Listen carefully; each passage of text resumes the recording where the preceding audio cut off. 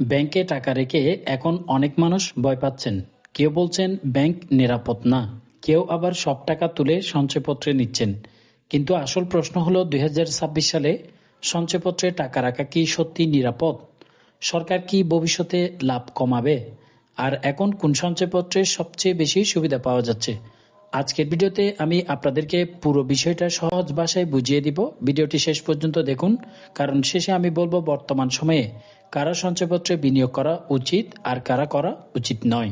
আসসালামু আলাইকুম, আপনারা দেখছেন সেফ মানি ইউটিউব চ্যানেল। প্রতিদিনের মতো আজকেও হাজির হয়েছি নতুন একটি গুরুত্বপূর্ণ ভিডিওতে। তো এ ধরনের নিত্য নতুন ভিডিও পেতে চ্যানেলটি সাবস্ক্রাইব করে ভিডিওতে একটি লাইক করে সাথেই থাকুন। তো চলুন ভিডিওটি শুরু করা যাক। সঞ্চয়পত্র কি প্রথমে সবারই জানা উচিত, যারা জানেন তারা একটু বুঝে নেবেন। প্রথমে খুব সহজভাবে বুঝে নিই সঞ্চয়পত্র আসলে কি। সঞ্চয়পত্র হলো সরকারের একটি সেভিংস স্কিম, অর্থাৎ আপনি সরকারকে নির্দিষ্ট সময়ের জন্য টাকা দিচ্ছেন আর সরকার আপনাকে নির্দিষ্ট হারে মুনাফা দিচ্ছে। বাংলাদেশে দীর্ঘদিন ধরে মানুষ এটাকে নিরাপদ বিনিয়োগ হিসেবে রেখে আসছে। বিশেষ করে অবসরপ্রাপ্ত ব্যক্তি, পরিবার, গৃহিণী এবং যারা নিয়মিত মাসিক আয় চান তাদের জন্য সঞ্চয়পত্র খুব জনপ্রিয়।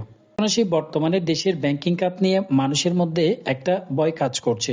অনেক ব্যাংকের খেলাপি ঋণ বেড়েছে, কিন্তু কিছু ব্যাংকের আর্থিক অবস্থা নিয়েও আলোচনা হচ্ছে। ফলে সাধারণ মানুষ এখন নিরাপদ জায়গায় টাকা রাখতে চাচ্ছেন। আর এই কারণেই আবার নতুন করে সঞ্চয়পত্রের প্রতি আগ্রহ বাড়ছে। মানুষ মনে করছে সরকারি গ্যারান্টি থাকায় এখানে ঝুঁকি তুলনামূলকভাবে অনেক কম। এখন আসি সবচেয়ে গুরুত্বপূর্ণ প্রশ্নে, 2026 সালে সঞ্চয়পত্র কি নিরাপদ? দেখুন, সঞ্চয়পত্র সরাসরি সরকারের অধীনে পরিচালিত হয়, তাই অনেকের মতে এটি দেশের সবচেয়ে নিরাপদ বিনিয়োগের একটি মাধ্যম। তবে একটা বিষয় মাথায় রাখতে হবে, সম্পূর্ণ ঝুঁকিমুক্ত কোনো বিনিয়োগ পৃথিবীতে নেই। সরকার চাইলে ভবিষ্যতে মুনাফার হার কমাতে পারে, নতুন নিয়ম আনতে পারে, ট্যাক্সও বাড়াতে পারে, কিন্তু তারপরেও বাংলাদেশের সাধারণ মানুষের জন্য এখনো এটি তুলনামূলক নিরাপদ অপশন হিসেবে ধরা যায়। বর্তমানে কোন সঞ্চয়পত্র সবচেয়ে বেশি জনপ্রিয়? বাংলাদেশে কয়েক ধরনের সঞ্চয়পত্র রয়েছে, যেমন পরিবার সঞ্চয়পত্র, পেনশনার সঞ্চয়পত্র, 5 বছর মেয়াদী বাংলাদেশ সঞ্চয়পত্র এবং 3 মাস অন্তর মুনাফাভিত্তিক সঞ্চয়পত্র। মাসে মাসে আয় চান তারা সাধারণত পরিবার সঞ্চয়পত্র বা মুনাফাভিত্তিক স্কিম বেশি পছন্দ করেন। আর যারা দীর্ঘমেয়াদে টাকা রাখতে চান তারা 5 বছর মেয়াদী স্কিম বেছে নিতে পারেন। টাকা রাখলে মাসে কত পাওয়া যায়? স্কিমে গড়ে প্রায় 10% আশেপাশে রিটার্ন পাওয়া যায়, যদিও বর্তমানে 11.08% হারে দেওয়া হচ্ছে 5 বছর মেয়াদী যেটা রয়েছে এই সঞ্চয়পত্রে। তবে মিডিয়ামটা ধরে আপনাদেরকে ধারণা দেওয়ার জন্য বলছি। তবে আপনারা যদি নির্দিষ্ট কোনো সঞ্চয়পত্রে বিনিয়োগ করতে চান তাহলে সেটি অবশ্যই কমেন্ট বক্সে জানাবেন। তাহলে বছরে প্রায় 50,000 টাকার মতো রিটার্ন হতে পারে আপনার 5 লক্ষ টাকায়, অর্থাৎ মাসে গড়ে প্রায় 4,000 টাকার বেশি আয় আসতে পারে। তবে এখানে কর এবং নিয়ম অনুযায়ী কিছু টাকা কাটা যেতে পারে, তবে আরো কিছুটা কম পেতে পারেন।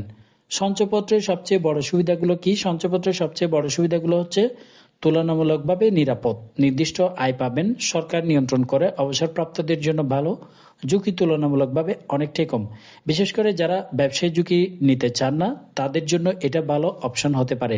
কিছু গুরুত্বপূর্ণ বিষয় মাথায় রাখতে হবে, অনেকেই না বুঝে সব টাকা এক জায়গায় বিনিয়োগ করে ফেলেন, এটা মোটেও ঠিক না। এছাড়াও ট্যাক্সের নিয়ম জানতে হবে, নমিনি ঠিকভাবে দিতে হবে, মেয়াদ শেষ হওয়ার আগে ভাঙালে লাভ কমতে পারে, এটাও মাথায় রাখতে হবে। সর্বোচ্চ বিনিয়োগ সীমা মাথায় রাখতে হবে, কত টাকা রাখা যাবে। এসব যদি ভুল করেন পরে আপনারা সমস্যায় পড়তে পারেন। কারা সঞ্চয়পত্রে বিনিয়োগ করতে পারেন?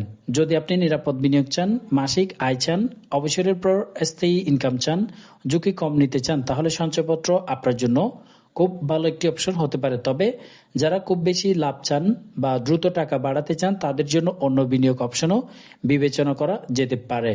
সর্বশেষ একটা কথাই বলবো, টাকা বিনিয়োগ করার আগে আবেগ নয়, তথ্য দেখে সিদ্ধান্ত নেবেন। সঞ্চয়পত্র এখনো বাংলাদেশের মানুষের কাছে একটি জনপ্রিয় এবং তুলনামূলক নিরাপদ বিনিয়োগ মাধ্যম। তবে নিয়ম, ট্যাক্স এবং ভবিষ্যৎ পরিবর্তনের বিষয়গুলো মাথায় রেখেই বিনিয়োগ করা উচিত।